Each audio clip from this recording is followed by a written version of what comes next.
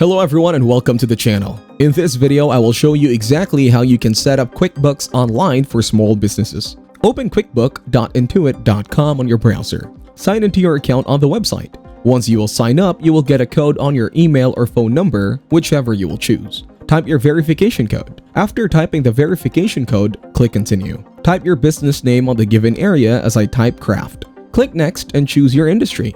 Here I choose Arts and Recreation Service and click Next. Now you have to select what type of business it is that you have chosen. Select Next and then it will ask you about the apps you use for business. Choose the apps you use. Here I choose Shopify. It will ask you the purpose of yours on QuickBooks. Now you will be able to use the QuickBook. Then it will give you the option to get proof of your invoices. You have to click Set up Invoices to continue. Personalize your invoice template on your own. Click Next and then type your email in the area given by name and send it to your email. It will show you the page to link your account so that it can be sure that everything is in its place. Answer the asked questions. How do you track your account receipt today? Click Next and you are ready to dive in. Thank you everyone for watching. Hope you got some value. Make sure to like the video and subscribe to our channel. Leave a comment down below. See you in the next one.